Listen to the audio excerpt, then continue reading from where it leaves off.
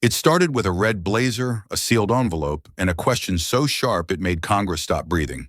In room 2141, Alexandria Ocasio-Cortez didn't raise her voice, she raised the stakes. And what followed wasn't just politics, it was a reckoning. The rain slicked the marble steps of Capitol Hill, glinting under the cold glare of camera lights. Inside room 2141, the air was thick, not with oxygen, but with anticipation sharp enough to cut skin. Alexandria Ocasio-Cortez sat still, hands folded over a sealed envelope marked evidence. Across from her, Marjorie Taylor Greene adjusted her red blazer like battle armor, her fingers gripping the microphone. Reporters whispered. C-SPAN's red light blinked. This wasn't a hearing, it was an unspoken duel. And when AOC finally spoke, her words didn't echo. They detonated. Not policy, not politics, a moral reckoning. The rain slicked the marble steps of Capitol Hill, turning them into black glass under the cold glare of the floodlights. It wasn't just weather.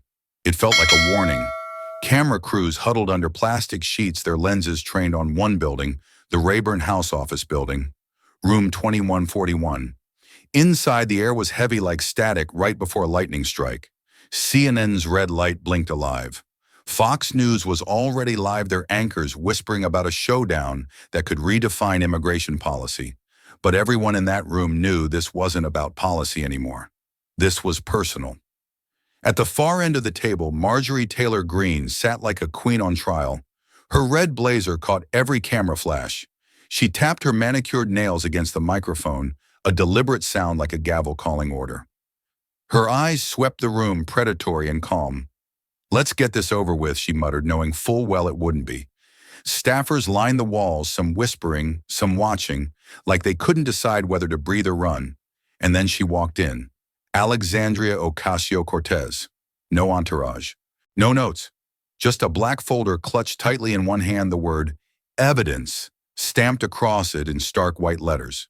Her expression wasn't cold, it was arctic, like someone who had seen the storm and chosen to walk straight into it. "She's here," someone whispered, barely audible above the humming lights. AOC's boots clicked softly against the polished oak floor as she crossed to her seat. Every camera in the room shifted, following her like prey to a predator. She didn't look at them. She didn't have to. She placed the folder on the table with the quiet finality of a judge laying down a verdict. Greene smirked.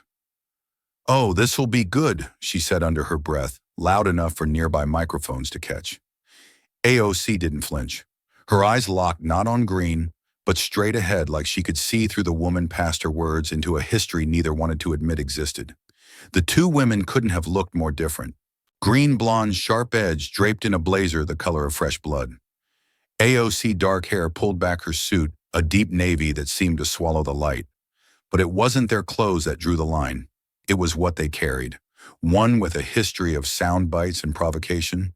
The other with something still unknown inside that black envelope. The room vibrated with whispers. "What's in the folder?" a staffer mouthed to another. "Whatever it is," came the reply, "it's about to change everything." The chairman cleared his throat, but even his voice wavered slightly. The microphones clicked on. Red dots glowed like sniper sights across the room. Outside, thunder rolled low and threatening. "This isn't a hearing," someone said softly. "It's a battlefield." Greene leaned forward, gripping her mic like a weapon. Her first words cut the silence. "Let's not waste time pretending this is about compassion. This is about survival." But AOC still hadn't spoken. Her fingers rested lightly on the edge of the envelope, her thumb brushing the flap. It wasn't hesitation. It was calculation. Reporters scribbled furiously, but no one moved to interrupt. They all felt it, the weight of something unseen hanging in the air. This wasn't just another clash of ideologies. This felt older, deeper, like centuries of unspoken truths had found their way into this one room, waiting for someone to crack it open. And the cameras kept rolling. The tension from the first stare down hadn't lifted when Greene leaned forward, her hand gripping the microphone like it was a gavel ready to pronounce judgment. The red light above C-SPAN's camera blinked, signaling millions were now watching live. With a tone honed for headlines, she began. "In the last 30 days alone, 170,000 illegal border crossings. That's not just a number, it's a flood." Her voice cut through the room, sharp and deliberate. And while we sit here arguing semantics, 65% of fentanyl continues to pour across our southern border, killing Americans. A staffer in the back shuffled uncomfortably as Greene pressed a button on the console before her. The flat-screen monitors on either side of the room flickered to life, and a montage began. Sirens wailed. Helicopter footage showed groups of migrants running across desert terrain at night. Children crying behind chain-link fences. News clips layered with Fox News graphics reading American carnage at the border. The sound was harsh, metal doors clanging shut. Border Patrol agents shouting commands, muffled sobs of families being separated. A few people in the chamber shifted in their seats. The images weren't subtle. They weren't meant to be. This was shock theater, and Greene knew how to direct it. "This isn't compassion," she said, her voice now louder, carrying over the cacophony of sirens and crying children on the screens. "This is chaos. This is destruction. This is an invasion." Applause broke out from her side of the aisle, loud, punctuated like a rally more than a hearing. Hands clapped with deliberate force, and a few Republican colleagues nodded approvingly. Across the room, Democrats remained still. Some stared down at their notes. Others exchanged glances that spoke volumes, frustration, weariness, but also caution. No one wanted to interrupt the performance. Not yet. Through it all, AOC remained motionless, her eyes fixed on the black folder in front of her, her fingers resting lightly against its edge as though feeling for a pulse. She didn't blink at the images flashing on the screens. She didn't flinch at the rising volume. Her breathing was steady, slow, deliberate. It wasn't apathy. It was something else, something heavier, like standing at the edge of a precipice and deciding exactly when to step forward. Greene caught the stillness and smirked. "What's the matter?" she taunted. No clever comebacks today. AOC didn't answer. The silence was deafening. It wasn't the silence of submission. It was the silence of calculation. Even the cameras seemed to hesitate, unsure whether to linger on Greene's fiery delivery or AOC's unbroken stare. One staffer whispered under her breath to another, "She's waiting." Greene, emboldened by the lack of response, slammed her hand on the table for emphasis. "Let's call this what it is. This isn't compassion. This is invasion. And every politician who supports open borders is complicit in this destruction." Applause again, louder this time. A few murmurs of agreement rippled through the audience in the back rows, where invited guests and press sat watching every move like predators watching prey. The chairman shifted in his seat, his fingers tapping nervously against his notes. Even he felt it, the balance of the room teetering dangerously. Still, AOC didn't move. Her silence was no longer passive. It had weight, like a storm cloud gathering above, heavy and ready to break. Greene leaned back in her chair, satisfied with the performance, unaware that the stillness across the table wasn't defeat. It was the sound of someone sharpening their blade. The room was still vibrating from Greene's final words when AOC finally moved. It wasn't dramatic. No sudden gestures, no slamming of hands. Just a slow inhale, quiet, yet heavy enough to draw the room's attention, like gravity itself. Her fingers traced the edge of the black folder, pausing for the briefest moment. Under her breath, too soft for the microphones but caught by a camera boom, she whispered, "If this is a war, I bring memory with me." The words weren't meant for Greene. They weren't even meant for the audience. They were a tether, a reminder to herself of why she was here. And then, almost imperceptibly, her mind drifted backward. It was late the night before. Washington was quiet streets, wet with drizzle streetlights casting pale halos across empty intersections. AOC sat alone in her office, her jacket draped over the chair sleeves, rolled up a cold cup of coffee beside her. Papers and files littered her desk, but her focus was on the sealed envelope in her hands. It hadn't arrived through official channels, no congressional aid, no registered mail. Just a plain manila envelope slipped under her office door, marked in neat black ink for eyes willing to see. She stared at it for a long moment, her thumb hesitating on the flap. Something in her chest told her opening it would be like stepping off a ledge. Once she did, there was no going back. She unfolded it slowly, each crease protesting, as if it too didn't want to reveal its contents.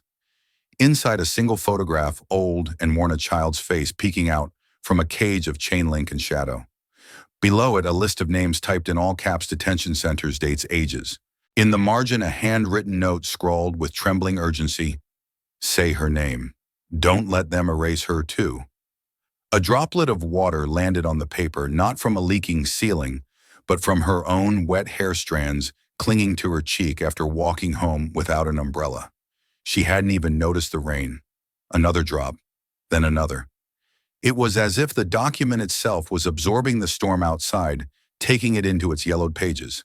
She wiped the page dry, gently careful not to smudge the ink. Now back in room 2141, the memory lingered like the echo of a bell. AOC's hand hovered above the folder, her knuckles whitening slightly as she steadied herself. The camera zoomed in, catching a glint of something unspoken in her eyes. Her chest rose, then fell, and with it, the mood in the room shifted.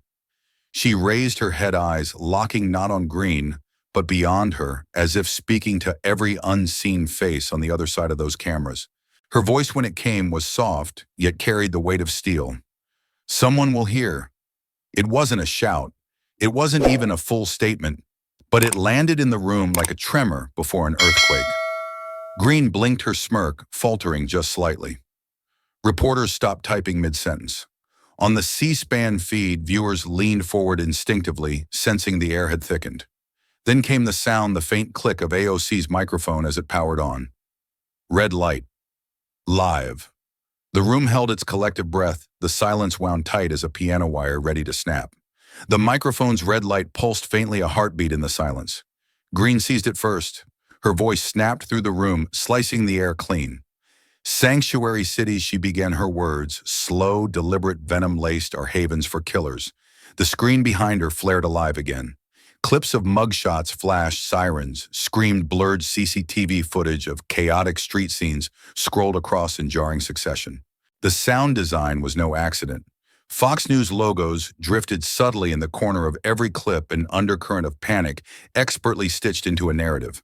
A man screaming in handcuffs, a woman clutching her bleeding arm on a sidewalk, police officers wrestling someone to the ground under flashing lights. Greene leaned back slightly, her hand resting casually on the microphone like she owned it. "These are not families seeking a better life. They are predators. And while some of you sit here defending them, Americans die." A ripple of murmurs rolled through the chamber. Half the room sat rigid, fists clenched on armrests, their eyes locked to the screen as though hypnotized. Viewers across America felt it too at kitchen tables and living room couches, hearts pounding, hands curling into tight, angry knots around coffee mugs. She didn't stop there. Her voice rose with the rhythm of a practiced sermon. "We cannot let our compassion be weaponized against us. Build the wall. Deport them all." Applause erupted on her side of the aisle, sharp and rhythmic, like drum beats in a war march. AOC sat motionless, eyes lowered, lashes brushing her cheeks as she closed them slowly. To an outsider, it might look like surrender, but to those paying closer attention, her shoulders didn't sag, her posture didn't shift. It was a stillness that felt intentional. Silence isn't weakness, she reminded herself in a whisper no one else heard. It's calculation.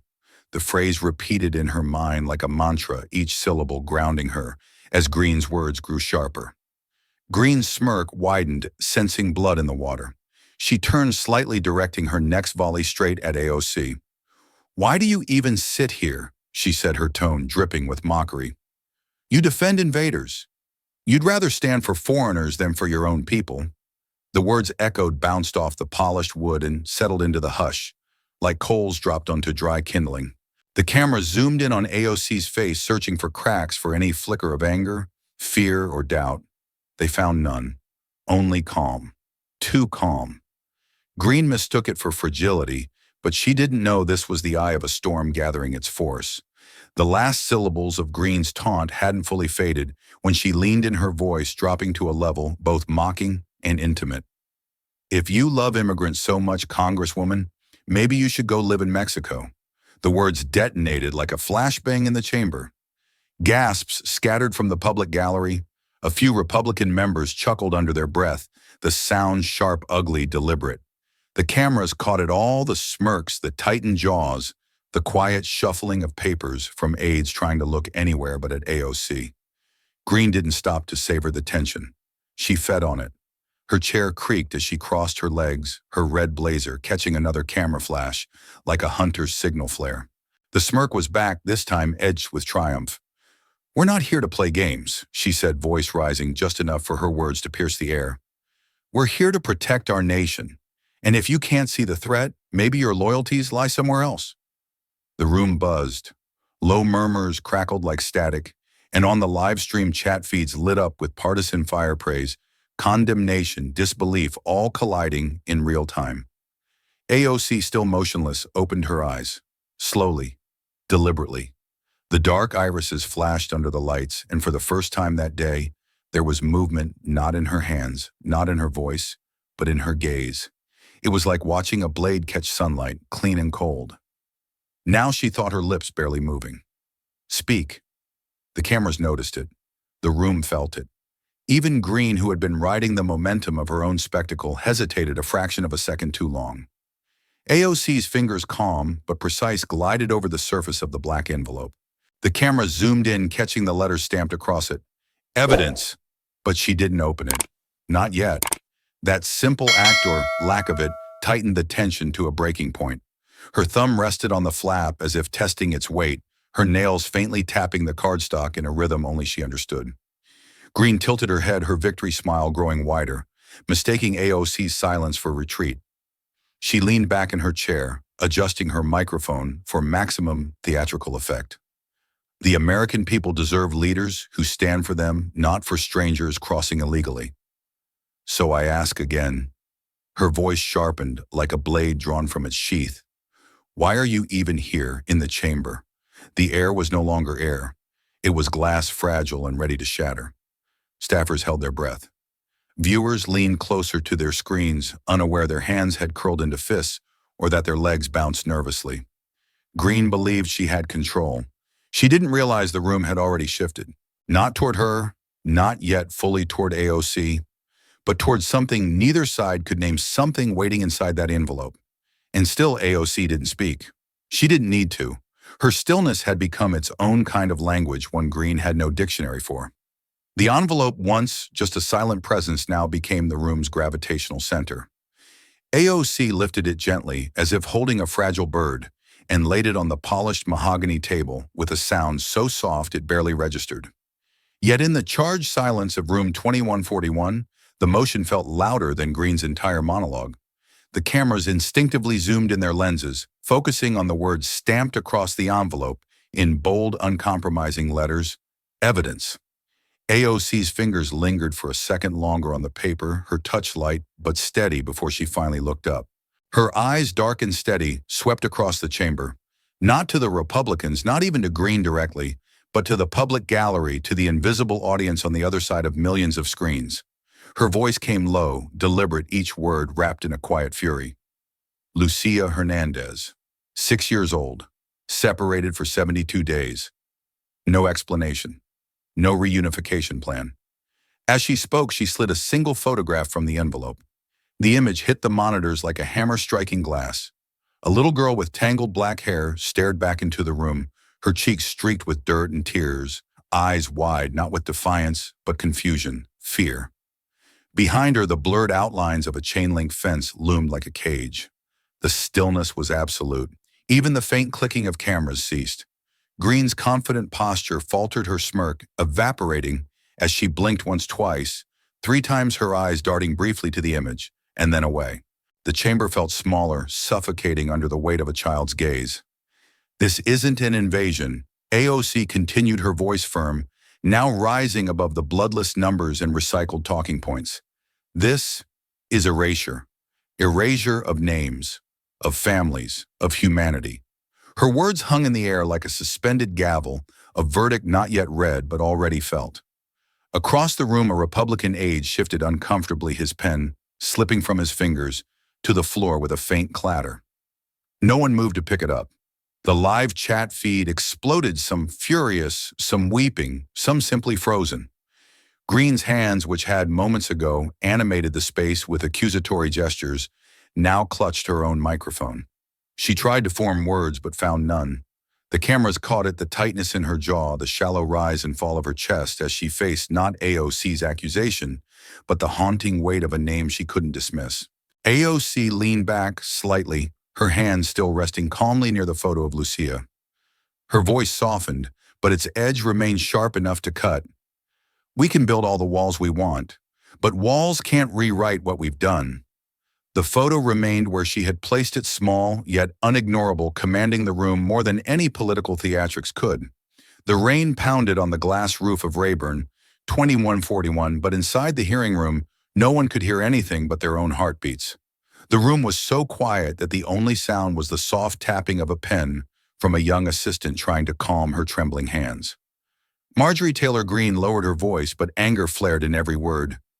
They broke our laws. Consequences are inevitable. The sentence was as sharp as a knife cutting through the air, causing a few Republican senators to nod slightly. Across the long table, Alexandria Ocasio-Cortez, AOC, looked up, her gaze no longer gentle. It was as sharp as a scalpel, piercing the very consciousness of her opponent. She answered, her voice not loud, but each word was as heavy as stone. White parents commit crimes and keep their kids. Why the double standard? The question was not thrown as an attack. It was like a naked truth hitting everyone's ears. A young congressman on the Democratic side of the aisle sighed, and the camera caught his face. His eyes red, his lips pressed together. Greene gritted her teeth, her grip on the microphone tightening as if she were about to crush it.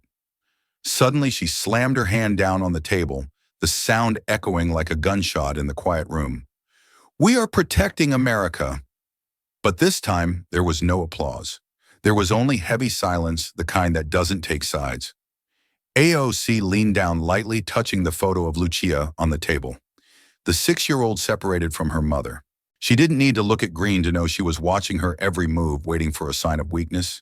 But AOC just exhaled slowly. Silence isn't weakness. It's precision. The words echoed in her mind like a mantra. Greene turned on the new video. The screen behind her flickered with scenes of border chaos, gunfire, police cars, migrants fleeing in the middle of the night. The soundtrack was as tense as a Hollywood B-movie. The audience outside Congress watching via live stream began to argue fiercely on social media. Twitter, Facebook, YouTube exploded with opposing hashtags, #BuildTheWall and #JusticeForLucia. A CNN reporter whispered into the microphone, "This isn't a hearing anymore. It's a reckoning." Meanwhile, AOC closed her eyes, her hand resting on the envelope containing the evidence. She whispered just enough for the microphone to pick up, "Spectacle can't erase a name." Eck. The camera zoomed in on her hands, trembling with cold or nervousness, no one knew, but still firmly placed on Lucia's photo. When Greene stopped the video, the room fell into an eerie silence. The senators looked at each other, some frowning, some avoiding eye contact. The LED lights on the microphones flashed red like invisible, watchful eyes. AOC opened the envelope and took out a handwritten letter in Spanish, the handwriting shaky. "I never abandoned her. I ran only to save her life." Her voice was slow, echoing in the room. "This is what Lucia's mother left in the detention center, not to justify, just so that one day her daughter will know the truth." The camera panned to the senators. An older man who had always voted against immigration suddenly raised his hand to wipe his eyes. The motif repeated this time as a declaration: "A child is not a threat. A child is a name." Greene was silent, her eyes darting back and forth between AOC and the paper. Her hand hovered over the microphone, but she didn't press it. No more responses came. Outside, social media exploded. The hashtag #SayHerName became the top trending hashtag nationwide in just 15 minutes. But inside the room, silence was still the temporary winner.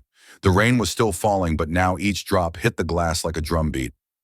AOC closed her eyes for a second, then opened them. The look was no longer that of a witness. It was the look of someone about to ask a question that would leave America with no way back. The thud of Greene's hand on the table was still echoing when she leaned back in her chair, crossing her arms with a smirk that felt rehearsed. Her voice dripped with disdain, each syllable like a slow strike of a match. "If you defend them so passionately, Congresswoman, maybe you're not defending America at all." The words slithered through the chamber, leaving a chill in their wake. The cameras didn't miss it. They zoomed in on AOC, her face unreadable, her fingertips now resting lightly on the photograph of Lucia still sitting on the polished oak. That simple gesture sent a ripple through the room, subtle yet commanding. Her thumb brushed the edge of the photo, the movement so precise it felt deliberate. In her mind, the mantra repeated like a metronome. Silence isn't retreat. It's precision. Across the gallery, a young staffer exhaled loudly enough for the microphones to almost catch it. "Why won't she fight back?" he whispered to the aide beside him, his eyes darting nervously between the two women. But AOC didn't take the bait. Not yet. Greene's smirk widened as she sensed an opportunity in the stillness. She tapped her tablet and the screens behind her flickered to life once again. This time it wasn't anonymous faces behind chain-link fences. It was Kate Steinle, the 2015 tragedy, her family's tearful interviews headlines screaming, "Sanctuary City Murder." A mother weeping, a father clutching a folded photo of his daughter.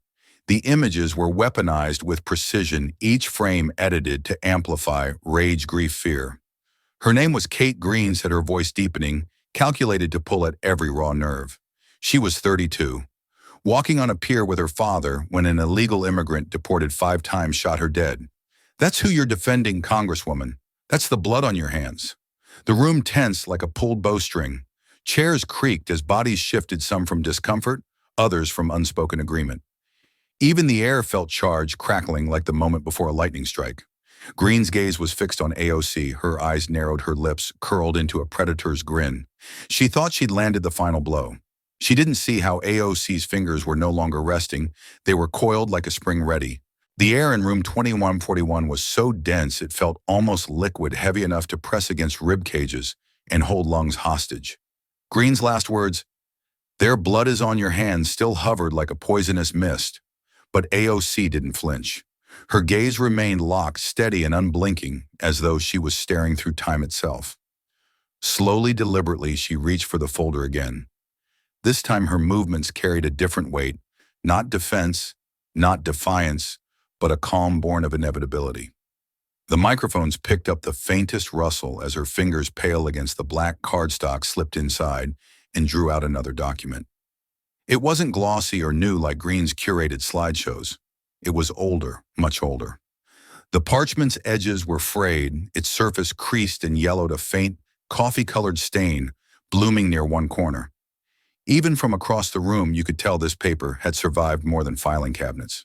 It had been touched, folded, unfolded, and perhaps once clutched by hands desperate to hold on to proof of something nearly erased. AOC didn't slam it down for effect. Instead, she placed it gently on the polished mahogany table, as though setting down a fragile artifact. The camera zoomed in with an almost predatory hunger, and for a breathless moment, the entire hearing seemed to hinge on this piece of paper. The overhead monitors flickered, magnifying the document so that every pair of eyes in the chamber, and millions more across America, could see the faded ink scrawled across the top. Slave Manifest, Virginia, 1792. Property of Crockett Estate. Her voice broke the silence, not loud, not soft, but clear and precise, each syllable carrying the weight of centuries. 1792. My ancestors were brought here. She paused, her fingers brushing the edge of the page. Not as guests, not as settlers, as property. A soundless wave rippled through the room. Greene's smirk faltered, replaced by a fleeting flicker of uncertainty that didn't escape the cameras.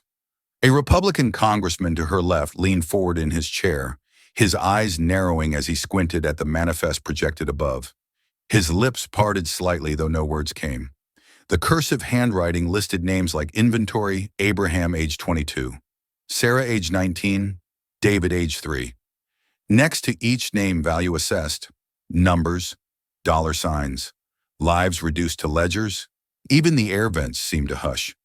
A staffer near the back swallowed hard, her hand gripping a pen so tightly it snapped audibly. She didn't notice. AOC's fingers traced one name on the list with an almost reverent touch. Abraham Crockett. My great-great-great-grandfather, she said softly, but the quietness of her voice only amplified its reach. Torn from his land, torn from his family, sold, resold, worked until his hands bled, and yet still he stayed. Still he built. For a moment, the entire chamber seemed to shrink around that single truth. Chairs creaked as bodies shifted uneasily. A cough from somewhere in the gallery echoed like a gunshot in the stillness. Even the most hardened faces in the Republican bloc avoided looking directly at the screen. This isn't about borders, AOC continued, her tone sharpening slightly, her eyes lifting to meet Greene's now. This is about memory, about whose pain this nation chooses to remember and whose it buries in footnotes. A murmur rose soft but audible from the public gallery. One reporter whispered into his recorder, the scratch of pen on paper, frantic and loud against the quiet. Greene's hand twitched her fingers, curling around her microphone like it was the only solid thing in reach. Her eyes flicked to the screen, then back to AOC, a trace of something unfamiliar flashing in her expression. Was it hesitation, disbelief, or the realization that she had just been pulled into a battleground she couldn't control? But AOC wasn't finished. Her words slowed, each one deliberate, each one landing with the weight of a hammer. "You say you're protecting America," she said, her voice now carrying a quiet fury. "But America wasn't built by protection. It was built by erasure of names, of histories, of bodies."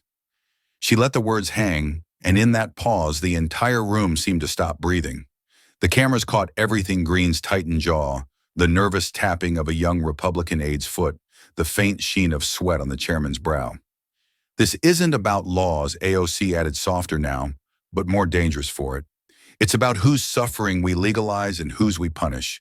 It's about the lies we tell to sleep at night." She looked down once more at the fragile document, her thumb resting over Abraham's name like a silent vow. "This isn't about borders. This is about memory, and memory doesn't fade just because it's inconvenient."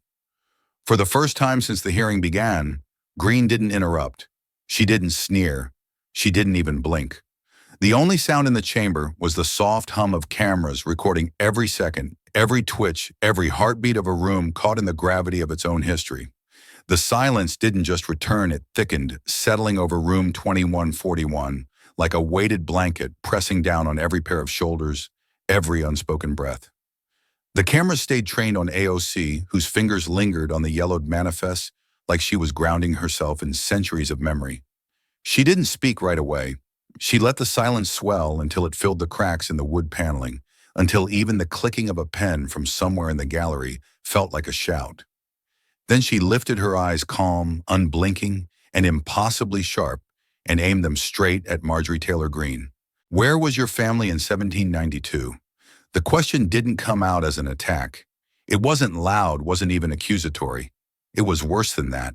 It was slow, deliberate, and heavy with an undercurrent that made it echo off the walls like a verdict. Greene froze her lips, parting slightly, not in response but in the kind of instinctive reaction people have when they've just been hit with something they didn't see coming. The air didn't move. It couldn't. AOC's gaze didn't waver. Her hands never left the table, and her voice stayed low, almost conversational, as she followed with the next sentence. "Do you have a copy of their visa?" The effect was instantaneous. A sound not quite a gasp, but something between surprise and unease rolled across the chamber, like the faintest tremor before an earthquake.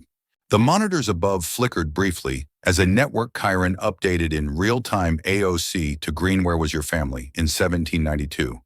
Social media feeds exploded, screens in living rooms across America, flooded with hashtags, memes, and furious commentary. But inside room 2141, the only sound was the faint mechanical hum of the cameras as they slowly zoomed in on Greene's face. Her jaw tightened. Once, twice. She blinked rapidly, trying to hold her composure. But the corner of her mouth, usually curled into a practiced smirk, twitched almost imperceptibly. It wasn't fear, not yet, but it was something dangerously close to recognition. In the press box, a young staffer's fingers danced over their keyboard, eyes wide as they whispered to no one in particular. Did she just... His screen filled with a new headline as he hit send. "If Lucia had blue eyes, would she still be a threat?" The words glowed on screens across the chamber and beyond, cutting deeper than any statistic, any policy report, any fiery monologue. AOC's voice was softer now, but the quiet made it sharper, like a knife honed to the thinnest edge. "Justice isn't blind," she said, enunciating each word as if chiseling them into stone. "It's selective. And for too long, this country's version of justice, has seen through a lens tinted by power privilege and the ability to go unnoticed. She paused, letting the sentence hang like a blade suspended above the room. Then with the faintest motion, her fingers brushed once more over the photo of Lucia, the little girl's tear-streaked face still staring out from the glossy paper. This child didn't need a criminal record to be punished. Her only crime was being born on the wrong side of a line someone else drew. A hush deeper than the one before fell over the chamber. A Republican aide shifted uncomfortably, his chair squeaking in protest. The young congressman seated behind Greene swallowed hard his Adam's apple, bobbing visibly as he darted his eyes between his colleague and the photo of Lucia. Greene's hands gripped the microphone base tighter than before. Her knuckles turned white, and her nails dug into the polished wood beneath her palms. For the first time since the hearing began, she didn't look at AOC. She didn't look at the monitors. She looked down at nothing in particular, as if searching for a script that wasn't there. And everyone in the room felt it, the shift, the predator's posture faltering, the momentum bleeding from her side of the chamber, like air from a punctured lung. For years, Greene had thrived on noise, on volume, on turning hearings into stages.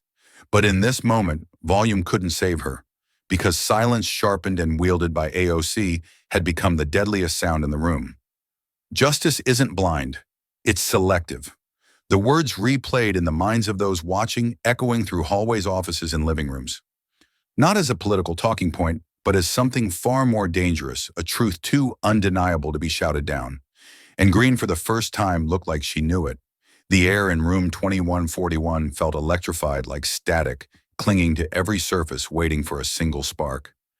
Greene's fingers flexed on the microphone, as though she could crush it into silence. The cameras remained fixed on her face, the faint sheen of perspiration visible under the unforgiving lights.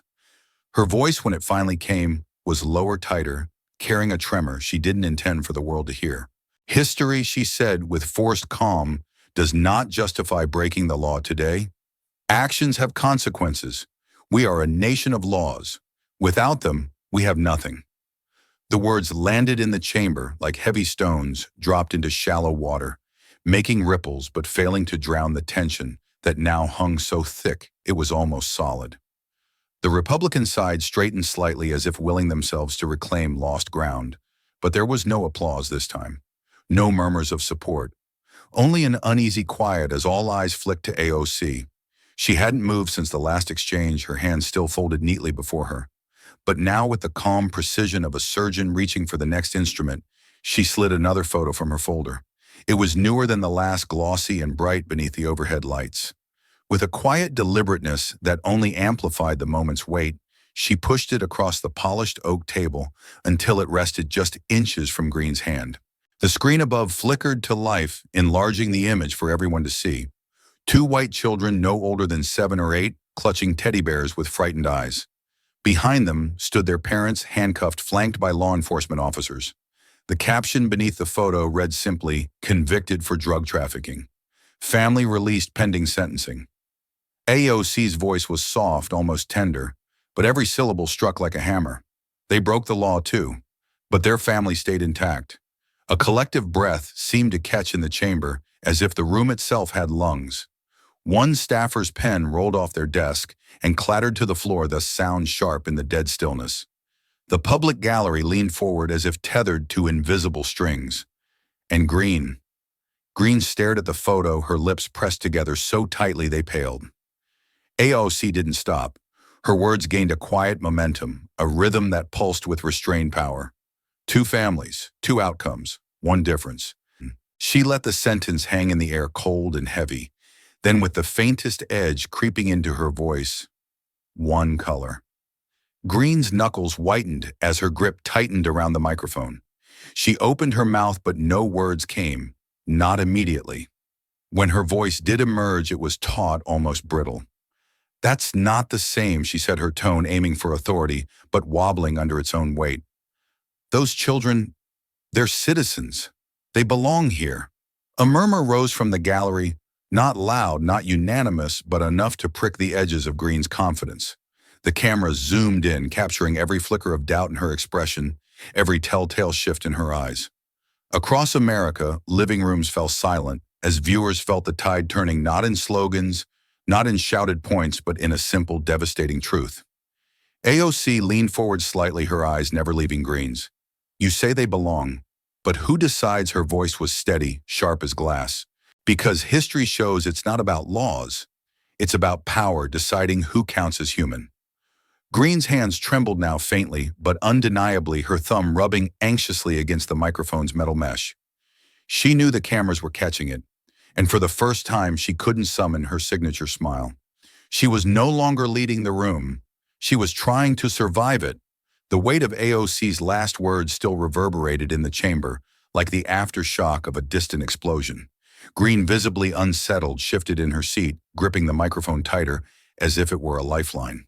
Her eyes darted to the Republican flank, to the cameras, to anything but the photo of the two white children projected above the committee. Her nostrils flared slightly. Then, like a performer grasping for her next act, she slammed her finger on her tablet. Instantly, the overhead screens flickered to life with new images. The audio blared before the visuals fully caught up, a siren, screaming, a frantic dispatcher's voice calling for backup. Grainy night vision footage showed Border Patrol SUVs racing across a desert plain. Shadows of men, women, and children ran through thorny scrub, illuminated by the vehicle headlights like animals caught in a trap. The soundtrack layered over it was urgent, chaotic, barking dogs, helicopter blades, slicing the air, gunfire in the distance. A child's cry rose faintly in the mix. Whether real or added for effect was impossible to tell. This is the reality at our borders, Greene declared, her voice regaining some of its edge as she gestured toward the spectacle on the screens. This isn't compassion. This is chaos. Cartels flooding our streets with drugs. Gangs terrorizing our cities. And you, her finger jabbed the air toward AOC without fully pointing. You want to defend this?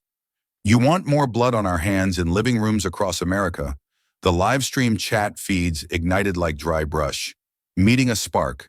Comments cascaded in, send them all back.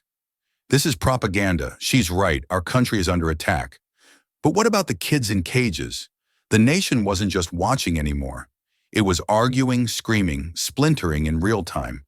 From the press box, a CNN correspondent, her face pale under the lights, whispered to her colleague without taking her eyes off the unfolding scene.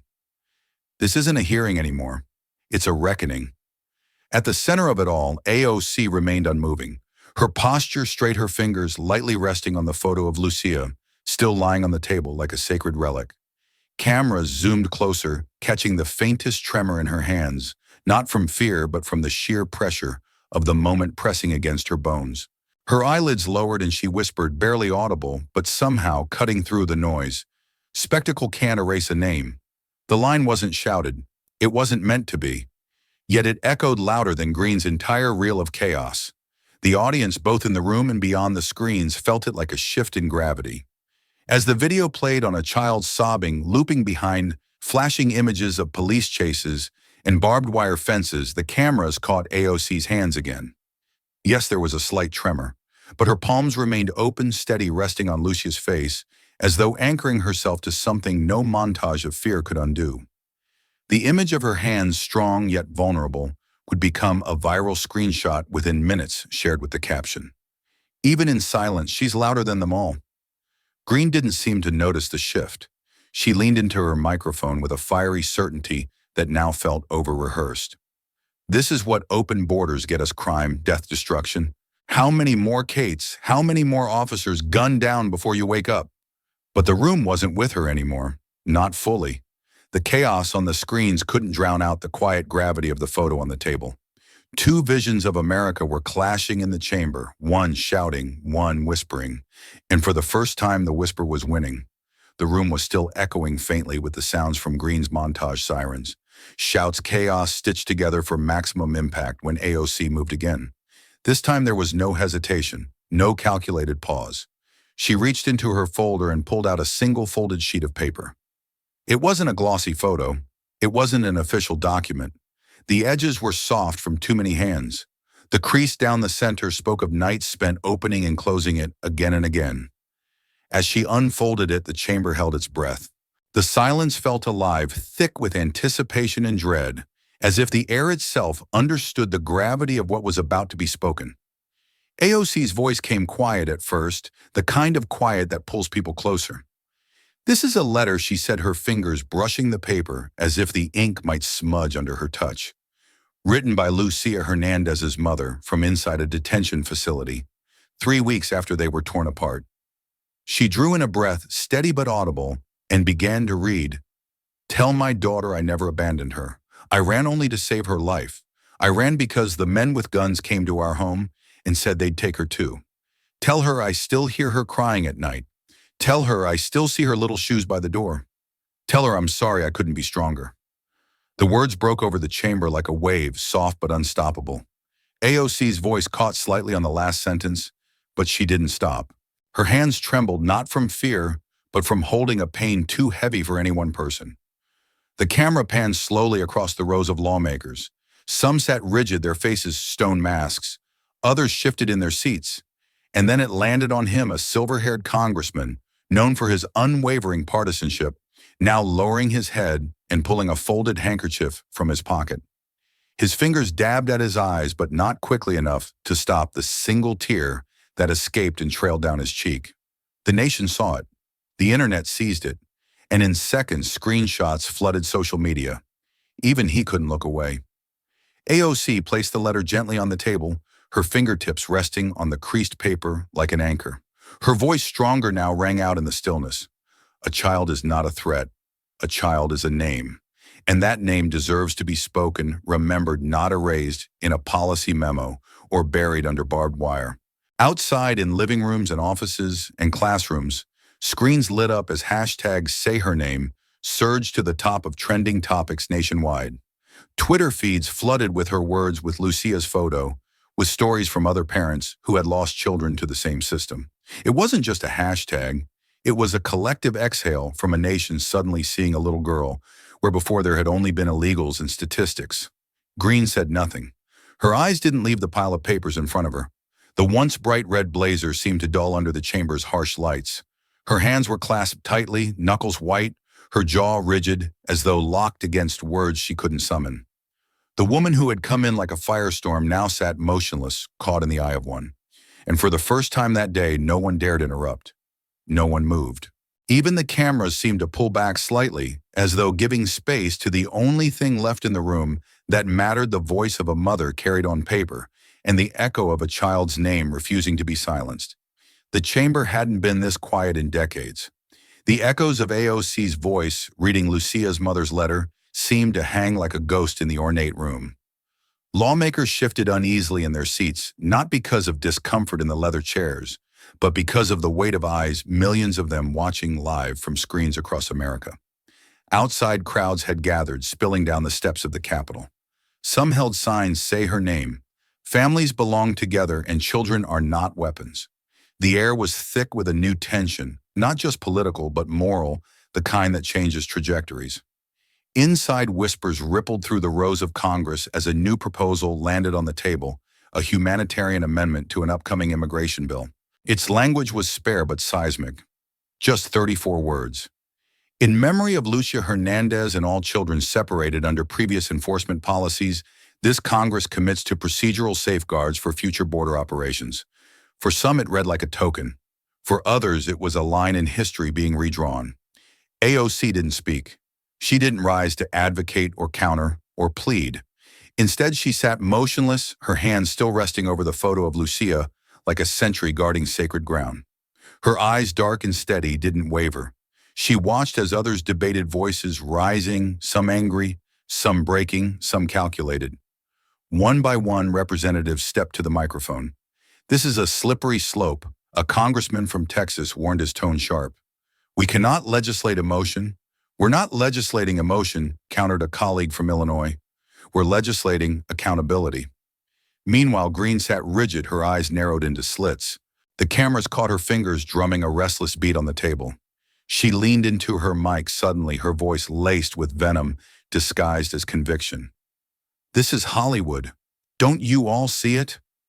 Her words echoed across the chamber. She cried on cue. She waved a photograph for the cameras.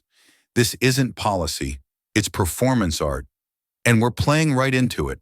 Her words sparked murmurs, some approving, others appalled. But Greene wasn't finished. America doesn't run on tears and sentiment. It runs on law and order. We don't rewrite statutes because one congresswoman had a dramatic moment on C-SPAN. She emphasized the words dramatic moment as though spitting out a bitter pill. From the gallery above, a few audible scoffs escaped. The sound of typing was nearly constant now. Journalists live blogging every word, every glance, every pause. In one corner, a senior Republican whispered to his aide, his words caught faintly on a hot mic. Is she winning without even fighting? The question wasn't rhetorical, it was incredulous. Because AOC through the entire tirade hadn't moved. She hadn't raised her voice, hadn't gestured or argued. She just sat, her expression calm. Her presence unflinching, as though she understood something no one else in the room yet realized, that sometimes the most powerful resistance is refusing to flinch in the face of fury. The live feed cut between Greene's fiery declarations and AOC's stillness, creating an unspoken contrast that the nation couldn't ignore. You can smear a voice, AOC finally said, her tone low, but carrying across the chamber like a ripple in still water. But not a name. You can dismiss me, but you can't dismiss her. Her fingers tapped lightly on Lucia's photo. She's not a talking point. She's a person. The words didn't roar.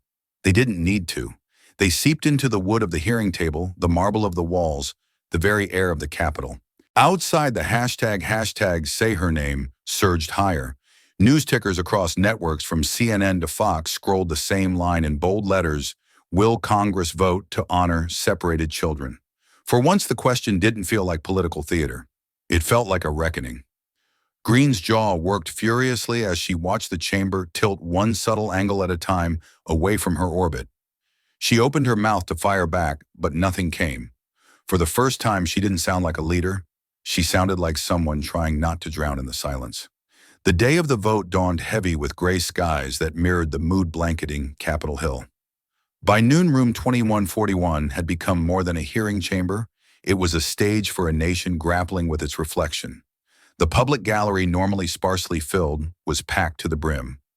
Rows of women sat shoulder to shoulder, many clutching tissues or photographs of children, once separated from them by invisible lines and official policies. Some wore modest dresses, others simple jeans and t-shirts, but all carried the same expression, a quiet determination hardened by years of waiting to be seen.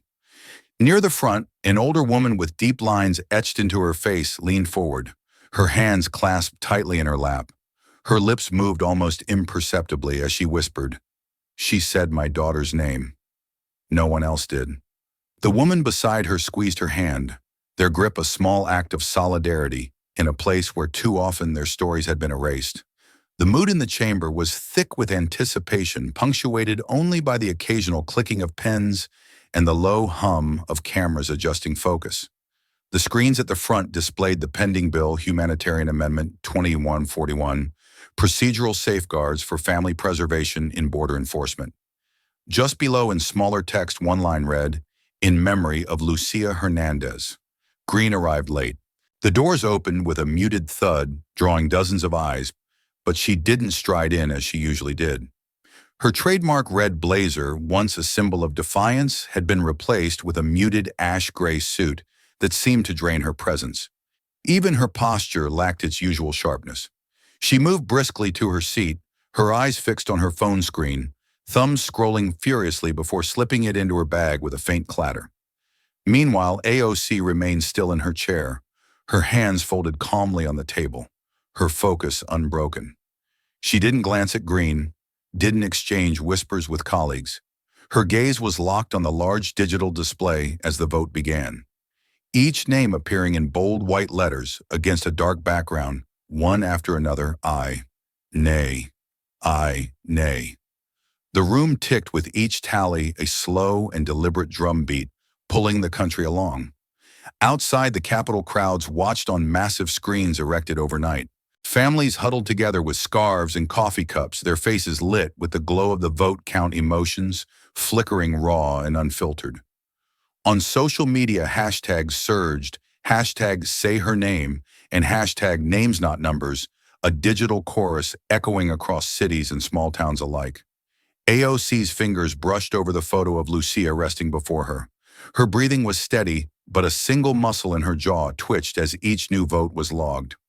One reporter whispered to another in the press box, "She hasn't said a word all morning, but somehow it feels like she's the only voice in here." Greene shifted uncomfortably, her fingers drumming on her notes. When her name appeared on the board, she pressed her button with a sharp flick. Nay. The word lit up on the screen like a tiny defiance, but even she seemed to feel how little weight it carried now. Her eyes darted briefly to the gallery above. A little girl no older than 7 sat on her mother's lap, holding a handmade sign. "My name matters too." Greene's gaze faltered. The count ticked higher. 217 ayes, 208 nays, then 218 ayes. A hush swept through the room, so profound it seemed to erase even the hum of the ventilation system. AOC's voice, soft but unwavering, carried to the back rows as she spoke, not into the mic but to herself, though it felt like the entire country could hear. Names are stronger than walls, and in that moment the chamber felt less like a political arena and more like a place of reckoning where the weight of erased voices finally broke through, marble and microphones alike. The moment the final vote registered on the digital board, the room held its breath, not out of protocol, but out of something heavier, something almost reverent. 24 ayes, 211 nays. A faint tone sounded as the tally locked into place, and the words "passed" appeared in bold green letters across the screen. For a heartbeat, the chamber felt frozen in amber, as though time itself needed a second to process what had just occurred. From the press box, a CNN staffer leaned toward her colleague, her voice barely a whisper, yet somehow audible in the stillness. For the first time, she said, her eyes wide, "A child's name is in the law." Alexandria Ocasio-Cortez didn't move immediately. Her hands remained still, one resting gently over the photo of Lucia Hernandez, the other lightly curled atop the manila envelope marked evidence. Slowly, almost imperceptibly, she exhaled. Then, with a care that felt ceremonial, she lifted the letter from Lucia's mother and folded it once, twice, 3 times until it was a neat square. She slipped it into the inner pocket of her blazer as though tucking away a sacred relic. Across the aisle, Marjorie Taylor Greene sat rigid, her gray suit a pale echo of the fiery red she once wore into these hearings like armor. She didn't press her mic button. She didn't gesture. She didn't even blink for several seconds as the reality of the vote settled over her like ash after a fire. Her hands, once so animated and sharp now, lay folded tightly on the table. It was unclear whether she was gripping them in restraint or defeat. The cameras caught her face, and though she tried to mask it, the lines of tension around her mouth betrayed her. For the first time in the hearing's marathon hours, she looked small. AOC's fingers traced the edge of the manila envelope. The lights overhead reflected off its surface, making it seem to glow faintly under the weight of what it contained. Her voice, low and steady, broke the silence. Not a shout, not even a declaration, but a promise spoken as if to the room, to the cameras, to the nation, and to herself. "If justice won't say your name," she murmured, "I will." The cameras zoomed in on her hand as it tightened gently on the envelope. The image, elegant fingers on a plain folder, a simple act rendered monumental, would become the photograph of the day, splashed across front pages and trending globally within the hour. Outside, the Capitol, dusk had settled over Washington, D.C., but the crowd hadn't dispersed. Instead, they grew. People gathered in clusters, holding candles that flickered against the cool evening air. Some carried posters with Lucia's photo, others with names of their own lost or separated children.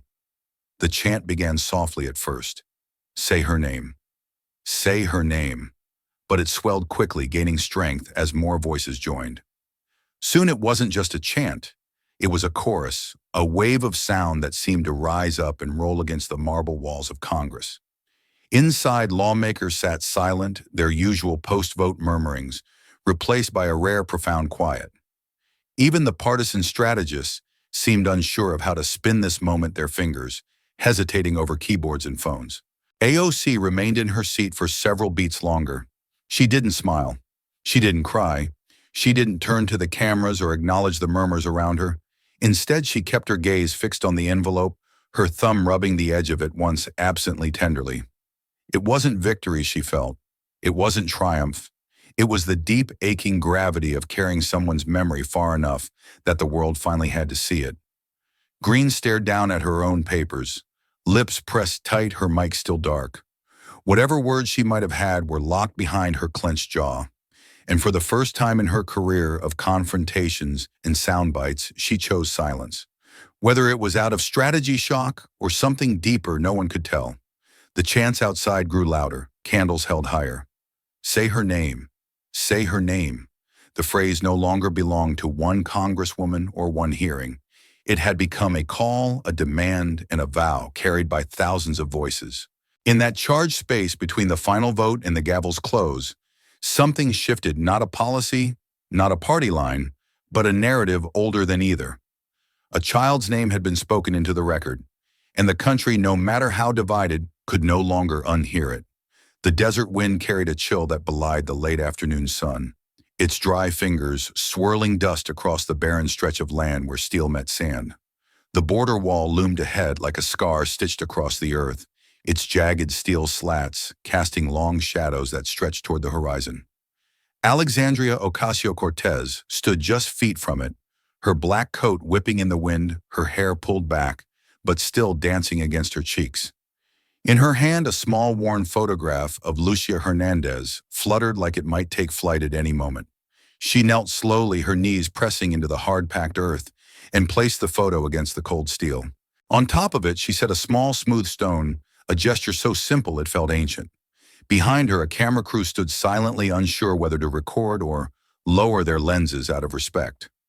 One young cinematographer whispered under his breath, barely audible over the wind, "She's not making a speech. She's making history." The lens caught her silhouette framed against the sun-scorched barrier, and beyond it the faint echo of children's laughter that wasn't really there. The steel slats bore names etched hastily in chalk marker, sometimes scratched in desperation with nails or knives. Names of those lost in the crossing, names of those detained and never seen again. Some names had dates, others didn't. Some were just ages: Infante 2 years, Maria 34, Hugo 17. AOC's gaze moved over each of them, her lips parting as though silently reading their stories back to them. The desert wind roared again, lifting a curl of her hair as she exhaled. Her voice, almost a whisper, yet caught by the nearby boom mic, carried with it a weight that seemed to press against the very wall itself. This isn't about borders anymore. It's about memory, about who we choose to remember and who we let disappear. The camera zoomed in on her hand as it lingered on Lucia's photo, her thumb brushing over the child's shy smile one last time. The motif returned in her words, soft yet cutting: a child, a name, a promise. Far behind the cameras, small groups of people began to gather, some holding candles that barely flickered against the dry wind, others clutching photos of their own lost ones. They didn't chant or hold signs. They simply stood watching their presence, a silent vow that the names would not be forgotten this time. A single reporter from a local station whispered into her mic for the live broadcast, "This isn't politics anymore. This feels different, like a reckoning written in steel and sand." As AOC stood, dust clung to her coat and shoes, but she didn't brush it off. She let it remain, as though to carry a piece of this place back to Washington. Her eyes stayed fixed on the wall as she stepped back, her expression unreadable yet undeniably fierce. The camera caught one final image before cutting the photo of Lucia and the small stone holding it steady against the wind, a fragile defiance against the vast, unyielding barrier. And as the desert sun dipped low, staining the horizon with streaks of red and gold, a question settled into the silence like a pebble dropped in still water. How many more names will it take before the wall stops growing? In a modest classroom in El Paso, sunlight filtered through dusty blinds, striping the floor in pale gold. At a small wooden desk, an 8-year-old girl sat hunched over a sheet of paper. Her crayons moved in short, determined strokes, brown for hair, blue for a coat, gray for a cold steel wall. The drawing took shape: Alexandria Ocasio-Cortez, kneeling in the desert, her hand resting on a photograph of Lucia Hernandez. Above the scene, in bold block letters, the girl had carefully written with her favorite purple crayon, "La mujer sin miedo," the woman without fear. Her grandmother watched quietly from the doorway, her lips pressed tight, holding back a swell of pride and something heavier, something closer to relief. The drawing didn't stay in that classroom. That evening, her mother snapped a photo of it with her phone and posted it online with a simple caption, "My daughter sees her, and she's not afraid anymore." Within hours, the image had spread across social media. Activists shared it, journalists reposted it, celebrities added it to their stories with hearts and broken chains emojis. By midnight, the drawing had circled the globe, its hashtags trending in 6 languages. But it wasn't only online. In Houston, a group of veterans, men and women who had served in wars from Vietnam to Afghanistan, gathered in silence for an honor walk.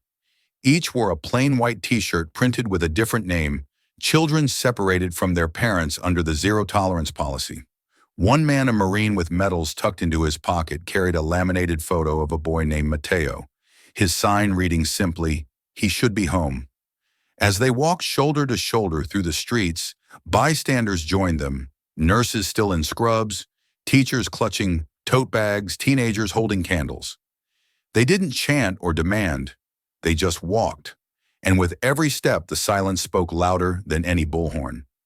Somewhere in a small apartment in Queens, a mother held her son close. She had been reunited with him only weeks before, after 16 months of separation. In a shaky voice, she recorded a video on her phone, staring straight into the lens. "Thank you," she said, her eyes wet but unblinking. "Thank you for saying her name, for saying all our children's names." The video, raw and unedited, went viral overnight, its view count climbing into the millions, as people across the country and beyond shared it with the words, "We don't need permission to belong."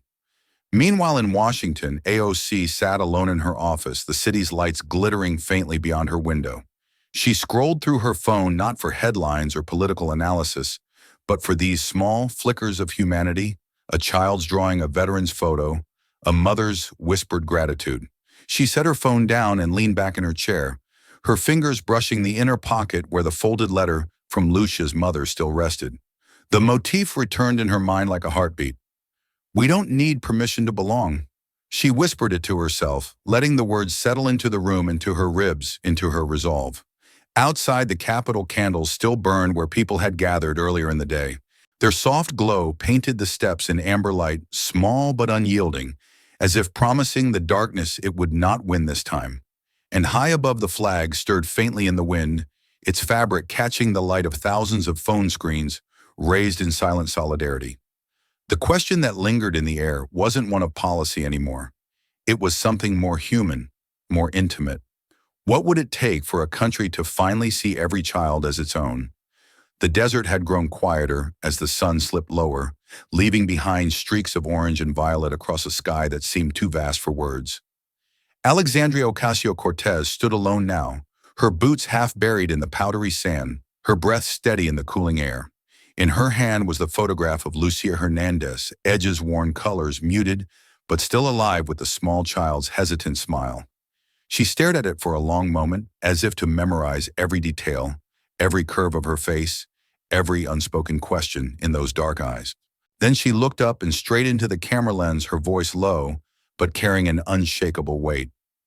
A country isn't measured by who it deports. It's measured by who it remembers. The words hung in the air, like a verdict, heavy and inescapable. In the background, the faint hum of desert insects filled the silence, their rhythm eerily steady like a heartbeat. No one watching dared to move. Across America, YouTube feeds flickered in living rooms, hospital waiting areas, and late-night diners. Viewers leaned closer without realizing it, drawn in by something they couldn't name, a quiet truth, cutting sharper than any shouting match ever could. For a moment, the camera caught the glint of the manila envelope peeking from AOC's coat pocket, the same envelope that had once silenced a congressional hearing and shifted a nation's focus. Her hand rose, fingers brushing its edge in a gesture that felt more like an oath than an action. "If justice won't say your name," she said softly, her eyes unwavering, "I will." Somewhere far away, a mother replayed those words on her cracked phone screen, clutching her reunited daughter in her arms. A veteran in Houston tightened his grip on the placard, bearing a child's name during a night vigil. In a school library in El Paso, a little girl whispered them to herself as she colored a new drawing of the woman she now called La Mujer Sin Miedo. As the camera lingered, the scene around AOC seemed to dissolve into something timeless. The wind kicked up a small swirl of dust around her boots, carrying with it whispers of names long forgotten by official records but now inscribed in memory. Behind her, the steel wall stretched endlessly, but in this light it looked less like a barrier and more like a ledger etched with the weight of human cost. The frame narrowed, closing in on the photograph of Lucia lying on the sand. A thin ray of sunlight broke through the slats of the wall, landing squarely on her image. The girl's eyes seemed to meet the viewer's across time and distance, her innocence unblinking against the vastness of the desert. And then, as the screen began to darken, the sound of the wind grew louder, almost carrying words not spoken but felt. A lingering question settled deep into the hearts of those watching. If we don't remember her, who will? The final image held a child's photograph, weighted by a single stone, the desert stretching infinite beyond it, and a voice echoing long after the sound faded. A child, a name, a promise. This story isn't just about politics, it's about memory, courage, and the simple power of saying a name. It reminds us that silence can be as dangerous as injustice, and that speaking truth, even when it trembles, can change hearts. Sometimes the smallest voices carry the heaviest truths. What names are we forgetting today? And will we have the courage to say them before it's too late? The soul of a nation is not measured by its laws, but by whose stories it chooses to remember. Who would you speak up for, even if your voice shook? If this story touched you, don't let it stop here. Like, share, and subscribe to Alexandria Rising, where every voice matters and every story echoes far beyond the screen. This story is a fictionalized and dramatized narrative created for educational, inspirational, and storytelling purposes.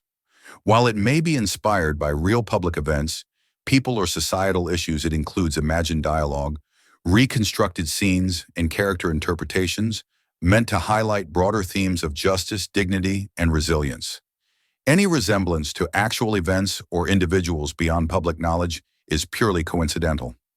We do not intend to defame, mislead, or harm, but to invite reflection and meaningful conversation. Thank you for watching Alexandria Rising.